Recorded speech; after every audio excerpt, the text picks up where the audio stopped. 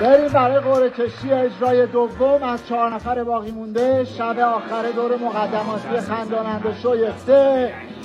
بریم ببینیم اسم کی از تو کنج میاد بیرون. به به به به، منصور شرف آبادی.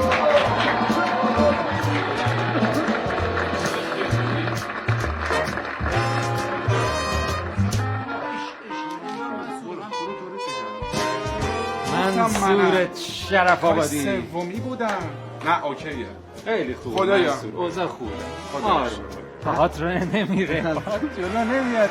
منصور عزیز بیا. همین که بتونم 4 نفر رو بخندونم برام یه دنیا عشق و حاله واقعا. حتما میخوام. ای بابا دیدی گفتم مربی. نیستم.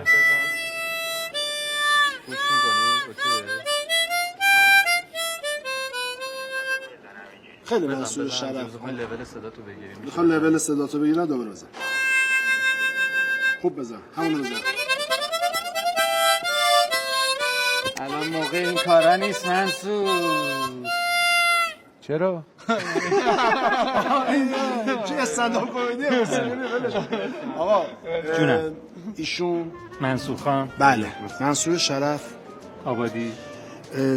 آره ما به هر حال چی بگو دیگه جمله رو. شرفمون رو گذاشتیم پاش. ببینیم چی کار می‌کنی. ولی خدایا نگو. واقعا بار من چیزه.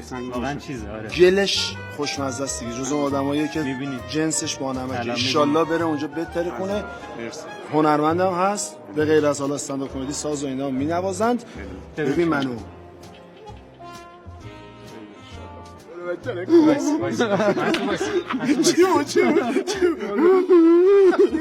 این اون فاز خودش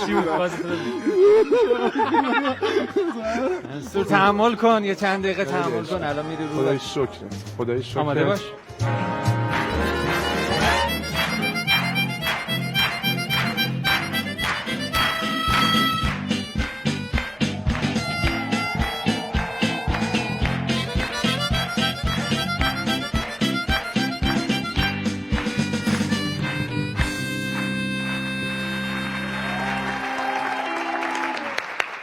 خیلی مخلصیم. خیلی مخلص.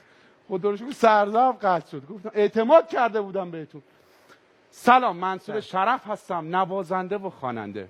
در بزرگترین و معروفترین سالن‌های کنسرت ایران اجرا داشتم.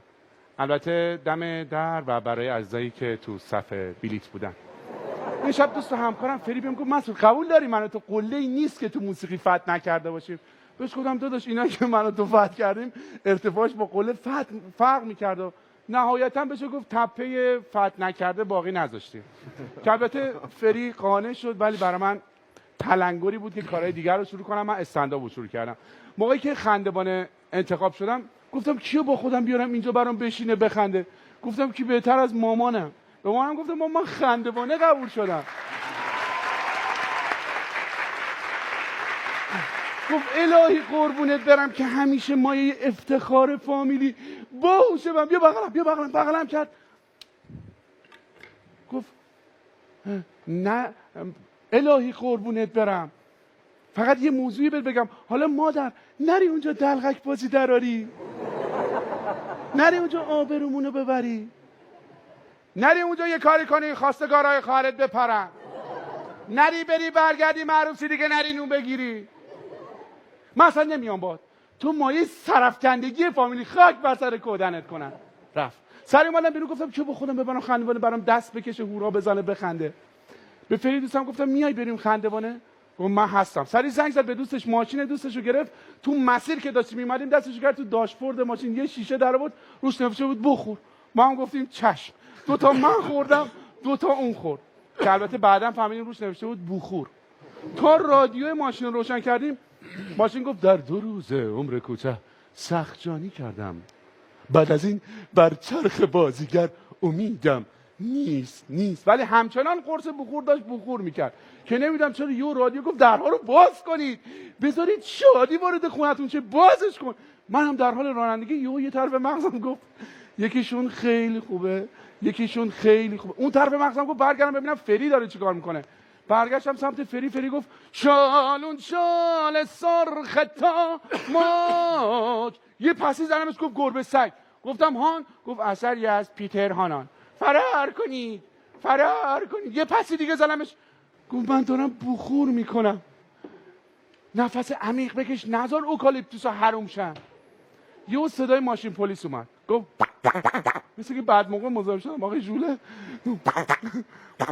هر چقدر چورابی بزن بغل، هر شکل فسکنیابی بزن بغل. بهش گفتم فری این با ماست؟ گفت ماست؟ من کرم. منو بذار لای نون بربری داغ، منو بذار لای کنجدای داغ. من اصلا موزم، من کدوام، من از این بادم جون کج و موجام. سرش داد زدم گفتم احمق این چه گفتی بود ما خوردیم؟ کاملا مغزتو از کار انداخته. گفت سر کی داری داد میزنی؟ من این ورم. گفتم احمق این چه گفتی بود ما خوردیم؟ کاملا مغزتو از کار انداخته. گفت با کی داری صحبت میکنی؟ من این ورم. گفتم احمق هر کجا که هستی این چه گفتی بود ما خوردیم؟ کاملا مغزمون از کار انداخته. گفت تو خوبی. گفتم تو هم خوبی رفیق خوبم، عاشقتم.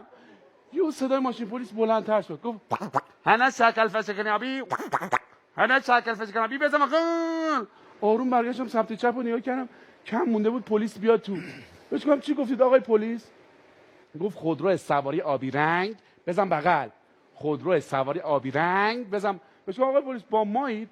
برگشت به سرباز خودش گفت یکیشون خیلی خوبه. بهش گفتم ای آقای پلیس شما از کجا میدونید یه طرف من میگه یکیشون خیلی خوبه؟ مگه تو ماشین ما شنود کار گذاشته بودید؟ اگه راست بگید اون طرف مغز من چی میگه؟ گفت بزن بغل. منم بستم زدم بغل. پلیس زد به شیشه گفت بکش پایین شیشه رو. بهش گفتم شما پلیسی درست، شبا که ما میخوابیم شما آقا پلیس بیداری درست، ولی من شیشه رو نمیتونم بکشم پایین، تمام بخور اوکالیپتوسا حروم میشه. گفت شما چیزی مصرف کردید؟ گفتم بله آقای پلیس ولی بهینه مصرف کردیم، لطفا اشتراکمون رو قطع نکنید. فری هم سلام علیک کرد گفت بله ولی من از همکارانتونم. تو پلیس بهش گفت تو کدوم بخش بود؟ گفت من اصلا تو بخش بودم، تو پخش بودم. قبلا هم اسم منو شنیدید زورو. گفت ماشین باید بخوابه. گفتم آقای پلیس ماشین اگه الان بخوابه که دیگه شب خوابش نمیبره. فری بهش گفت چشم حق با شماست، ببخشید دوست من حالش اصلا خوب نیست، من الان میرم ماشین رو میخوابونم. اومد کنار ماشین وایساد گفت ماشینه بخوابه، ماشین بخوابه. چه شده؟ ببن مامان گوسفندا رو بشمان وگرنه میدم عمو ببرته. تا پلیس چشش خورد به قرصا. گفت شما اینو خوردید؟ این که قرص بخوره. بهش گفتم مگه رفتار ما غیر طبیعی آقای پلیس؟ گفت همین که 10 دقیقه است به مأمور اورژانس داری میگه آقای پلیس به نظر طبیعیه؟ بهش گفتم حالا ما گفته باشیم شما چرا جواب دادید؟ گفت ما با حادثه دیده صحبت میکنیم که هوشیاریشو بسنجیم، شما زدید وسط درخت. گفتم ایو چقدر وضعیت رو بد شده آقای پلیس، چرا وسط جاده درخت کشتن؟ گفت شما 200 متر از جاده اصلی فاصله گرفتید زدید به درخت. بهش گفتم حال رفیقم چطوره؟ فری حالش خوبه؟ گفت اونجوری که اون فرار میکرد من فکر نمیکنم حالش بد بوده باشه. هیچی دیگه، رفیقم منو تنها گذاشت و من مونده بودم و یه بیابون تنهایی و یه خودرو سواری آبی رنگ که البته بعدم فهمیدیم وانت قرمزه. الانم روی صحبتم با کسایی که لوکیشن رو می‌نویسن لوک، اوکی رو می‌نویسن اوک و بخور رو می‌نویسن بخور. شاید نوشتن این یه حرف برای شما زحمتی نداشته باشه ولی زندگی خیلی‌ها رو به زحمت میندازه. الانم مأمور اورژانس منتظرم منو رسون به اجرا، دستش در نکنه، مزاحمتون نمیشم. شبتون بخیر باشه و خیلی خیلی خیلی خیلی مخلصیم. خیلی مخلصیم.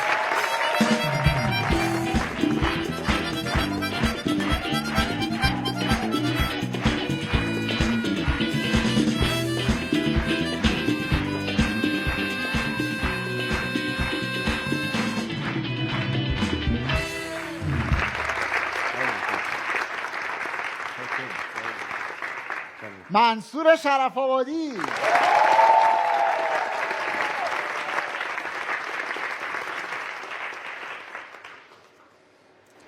وقتی این 3 نفر هیچ کدومشون به من نگاه نمی‌کنن یعنی میخوان هتریک کنن ظاهرا.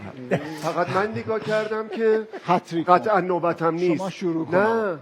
نه دیگه. نه بفرمایید. داوطلب‌تر از تو نداشتیم آقا جواد. چشم. منصور جان خسته نباشی. مرسی.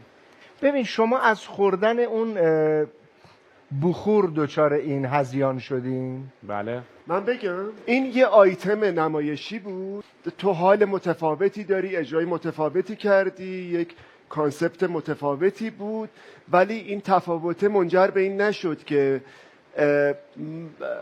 ما به وجد بیام یا تماشاچی به وجد بیاد و اینها. لحظات خوبی داشت، خیلی شوخی هایی که شاید نمیشد کرد و انجام داد و تو با اکسان گذاری اینا رو انجام دادی. این ویژگیت، تیپت، ظاهرت خیلی متفاوته با چیز. این ورود و خروجت با سازدهنیه بالاخره یه رنگامیزی بود، ولی موفق باش.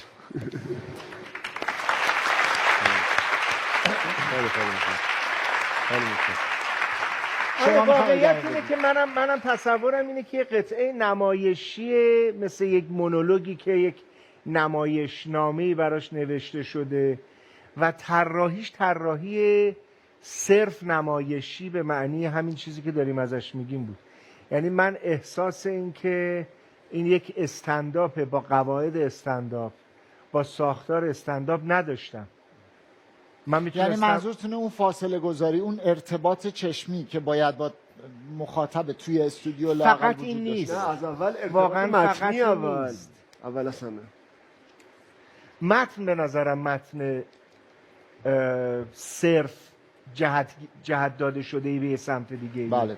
و به اندازه کافی نخندوند. اگر میخندوند شاید این فرم بگویم آقا چه فرمی، چه کاری کردی و ببین چه خنده‌ای گرفتی اینا. بله. به نظرم اون اتفاقه نیفتاد، اون کانکشنه، اون حالی که تو داشتی اون حالو تعریف میکردی و حالی که داری با حال ما چیز نشد دیگه. ما بخور نخوردیم، ما آب جوش خوردیم فقط اینجا و بس نشدیم، کانکت نشدیم دیگه. آقای مجنونی. آره من واقعیتش خیلی حرفی ندارم، ولی از اینکه اومد خیلی حال جدی دارن، خیلی خوشحال بودم که یه آدم جدی، چون از طرز صحبت کردن ادبیات یهو شروع کرد، گفتم به به میخوایم ما رو پرت بکنه به یه فضای دیگه. خب و دیدم که خب کم کم داره شبیه میشه. اونم یه چیزی خورد آره مشنگ شد. آره این اکتا رو میدونین برای چی دارم میگم انجام ندیم؟ بله. چون اساسا شما اونوریا بازیگر نیستین، یا اگه بازیگرم باشین با یه سری کمدینا قرار مقایسه بشین. درست. بعد این اکتا کامل نمیشن هیچ وقت و ما احساس نقص میکنیم. وقتی احساس نقص کردیم ارتباط باهاتون برقرار نمیکنیم، همش حس میکنیم که یک چیزی کمه. درست. ولی مثلا اگه دلم میخواست که امیدوارم متنی وجود داشته باشه، این حال و هوای خودت که خیلی متفاوته اینو نگه داری جدی. مهندسای کامپیوتر و مهندسای معمار و اینایی دارم حالا برای آینده انشالله اگه حالا آره انشالله به هر حال وارد یه پروسه شدیم دیگه. خیلی مخلصم. خیلی مخلصم. خیلی